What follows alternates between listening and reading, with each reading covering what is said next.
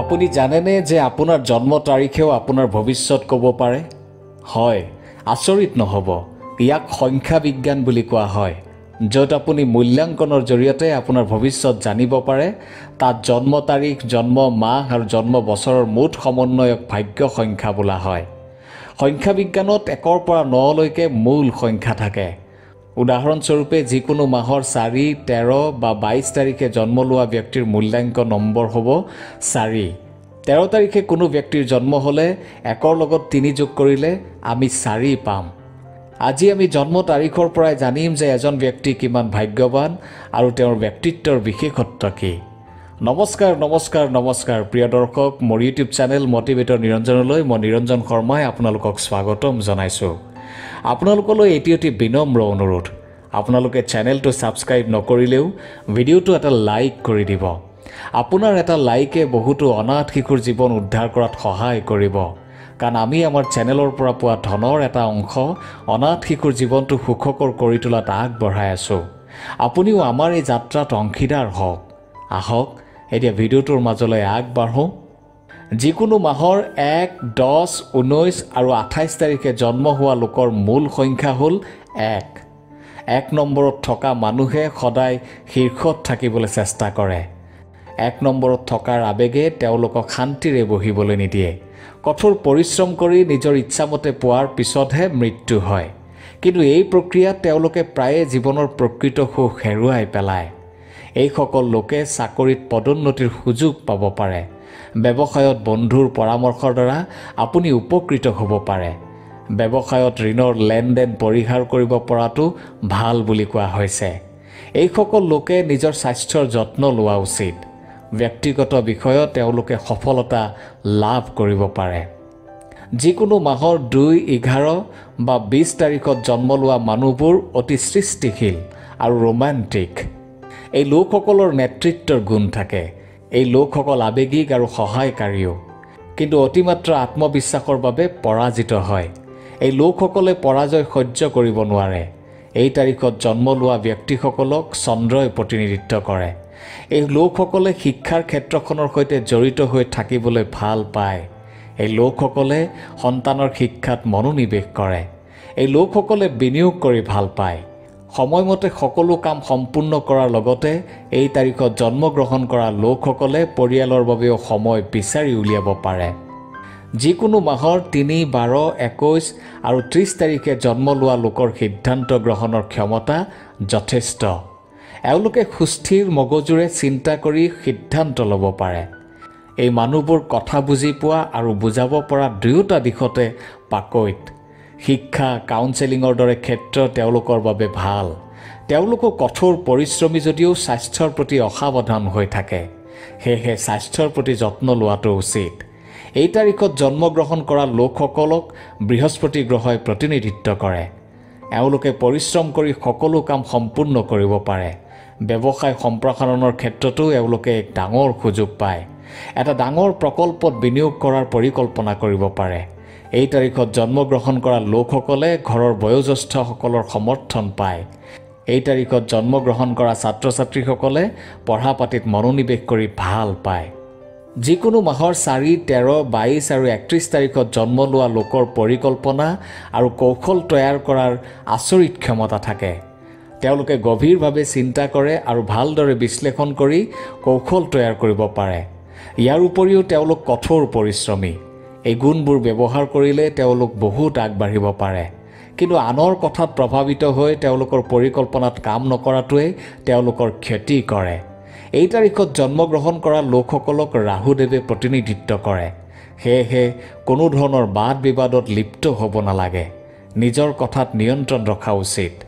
এওঁলোকৰ কথাৰ ভুল ব্যাখ্যা কৰি মানুহে এওঁলোকক অপমান কৰিবলৈ চেষ্টা কৰিব পাৰে। যিকোনো কাম কৰিবলৈ আগবাঢ়োতে অভিজ্ঞ ব্যক্তিৰ পৰামৰ্শ লৈ কাম কৰাটো ভাল। যিকোনো মাহৰ 5, 14, 23 তাৰিখে জন্ম লোৱা মানুহবোৰ অতি চোকা বুদ্ধিসম্পন্ন হয়। একে সময়তে বহু কাম একেলগে কৰিব পাৰে। ব্যৱসায়ৰ ক্ষেত্ৰত এই মানুহবোৰে ভাল নাম কৰিব পাৰে। কিন্তু এওঁলোক এটা কামত সোনকালে বিৰক্ত হৈ পৰে, যাৰ বাবে তেওঁলোকে সঘনাই কাম পৰিৱৰ্তন কৰি থাকে। এই তাৰিখত জন্ম হোৱা মানুহক বুধ গ্ৰহই প্ৰতিনিধিত্ব কৰে। এওঁলোকে নিজৰ ব্যৱসায়টো সম্প্ৰসাৰণৰ বাবে নতুন নতুন চিন্তা কৰিব পাৰে। এওঁলোকে নিজৰ কৰ্মক্ষেত্ৰত আন আন বিষয়ৰ পৰা সহায় পোৱাত সক্ষম হয়। এওঁলোকে সকলো কাম সময়মতে সম্পূৰ্ণ কৰিবলৈ চেষ্টা কৰে। সন্ধিয়াৰ সময়খিনি বন্ধু বান্ধৱীৰ সৈতে কটাই ভাল পায়। জীৱন সংগীৰ সৈতে এওঁলোকৰ সম্পৰ্ক অধিক শক্তিশালী হৈ উঠে। যিকোনো মাহৰ 6, 15 আৰু 24 তাৰিখে জন্ম লোৱা লোকৰ ব্যক্তিত্ব অতি আকৰ্ষণীয় হয়। তেওঁলোকৰ প্ৰতি মানুহবোৰ সোনকালে আকৰ্ষিত হয়। তেওঁলোকৰ কথা বতৰাত মানুহ আপ্লুত হৈ পৰে। এই লোকসকলে বিলাসী জীৱন যাপন কৰি ভাল পায়। এই মানুহবোৰ বুদ্ধিমান আৰু কঠোৰ পৰিশ্ৰমী। সেয়েহে তেওঁলোকে জীৱনত এক উচ্চ পদবী লাভ কৰে। কেতিয়াবা কেতিয়াবা আত্মবিশ্বাসৰ অভাৱে তেওঁলোকৰ ক্ষতি কৰে। তেওঁলোকে সদায় লাইমলাইটত থকাৰ ইচ্ছা কৰে। নিজাববীয়াকৈ সময় কটাই ভাল পায়। এই লোকসকলৰ সামগ্ৰিক আৰ্থিক অৱস্থা গোটেই জীৱন ভাল হৈ থাকে। গ্ৰহ শুক্ৰই তেওঁলোকৰ ৰাশিফলত অতিশয় সহায় কৰে, যিয়ে পাছলৈ জীৱন সংগীৰ সৈতে শক্তিশালী বন্ধনৰ প্ৰতিশ্ৰুতি দিয়ে। যিকোনো মাহৰ 7, 16 আৰু 25 তাৰিখে জন্ম লোৱা মানুহবোৰ সিদ্ধান্ত লোৱাত পাকৈত। তেওঁলোকৰ সিদ্ধান্ত প্ৰায় সঠিক হৈ উঠে যদিও আত্মবিশ্বাসৰ অভাৱৰ বাবে তেওঁলোকে কেতিয়াবা ইয়াৰ সুবিধা ল'ব নোৱাৰে। অৱশ্যে ভাগ্যই তেওঁলোকক বহুত অনুকূল কৰে। এই তাৰিখত জন্মগ্ৰহণ কৰা লোকসকলে আনক সহায় কৰি ভাল পায় আৰু নিজকে ভাল মানুহ হিচাপে স্বীকৃতি দিবলৈ চেষ্টা কৰে। সংখ্যা বিজ্ঞানত 7 নং সংখ্যাক আটাইতকৈ শুভ আৰু ভাগ্যৱান বুলি গণ্য কৰা হয়। এই লোকসকলে গৱেষণা সম্পৰ্কীয় কাম কৰি ভাল পায় আৰু তেনে কামত ভাল প্ৰদৰ্শনো কৰে। তেওঁলোকৰ পৰিয়ালৰ সদস্যৰ সৈতে বন্ধন অতি শক্তিশালী হয়। তেওঁলোকে নিজৰ জীৱনটো অতি ব্যক্তিগত আৰু গোপন কৰি ৰাখে। অৱশ্যে আধ্যাত্মিকতাৰ দিশত কিছু অৱনতি ঘটা দেখা যায়। এই তাৰিখত জন্ম লোৱা লোকসকলে তেওঁলোকৰ জীৱনৰ প্ৰতিটো পৰিঘটনাৰ আগতীয়াকৈ ভৱিষ্যতবাণী কৰে, যিটো তেওঁলোকৰ আটাইতকৈ ডাঙৰ দুৰ্বলতা। তেওঁলোকে গোটেই জীৱনত কেতিয়াও ৰৈ নাথাকে। সদায় কিবা এটা আকৰ্ষণীয় আৰু জীৱনৰ বাধাৰ সৈতে যুঁজিবলৈ সাজু হৈ থাকে। যিকোনো মাহৰ 8, 17 আৰু 26 তাৰিখে জন্ম লোৱা লোকসকল কঠোৰ পৰিশ্ৰমী আৰু ৰিস্ক লোৱাত সৰ্বোত্তম। সদিচ্ছা শক্তিৰ বাবে তেওঁলোক সাহসী আৰু নিৰ্ভীক। তেওঁলোকে নিজৰ কামত ভাল সফলতা লাভ কৰে, কিন্তু কেতিয়াবা অতি ৰিক্সি কাম কৰি তেওঁলোকে নিজৰ আৰু পৰিয়ালৰ ক্ষতি কৰে। 8 নম্বৰ হৈছে শনিৰ সংখ্যা।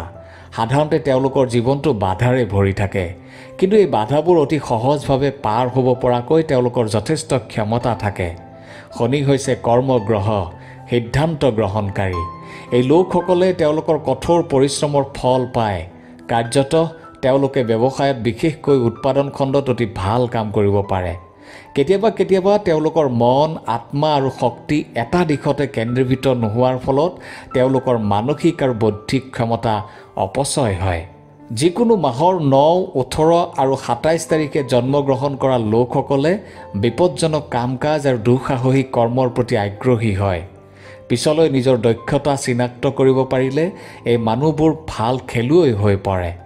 এইসকল লোক নিজৰ ফিটনেছৰ প্ৰতিও অতি সচেতন। বৃদ্ধ বয়সতো তেওঁলোকে নিজৰ ফিটনেছ বজাই ৰাখে। 9, 18 আৰু 27 তাৰিখত জন্ম হোৱা ব্যক্তিসকল অতিশয় খঙাল হৈ পৰে, কিন্তু এওঁলোক ভিতৰৰ পৰা খুব কোমল। তেওঁলোকৰ মনটো মানসিক চাপেৰে ভৰি থাকে, যাৰ ফলত কেতিয়াবা সংঘাতৰ সৃষ্টি হয়। সাধাৰণতে এই তাৰিখত জন্ম লোৱা লোকসকল পেছাদাৰী জীৱনত সমস্যাৰ সন্মুখীন হয়। এই লোকসকলে আৰক্ষী আৰু সেনাবাহিনীত নিজৰ কেৰিয়াৰ নিৰ্মাণ কৰিব পাৰে। সামাজিক কামত নিজৰ জীৱন উৎসৰ্গা কৰি ভাল পায়। লগতে এজন ভাল নেতা আৰু ভাল উদ্যোগীৰ গুণো তেওঁলোকৰ মাজত দেখা পোৱা যায়। ধন্যবাদ।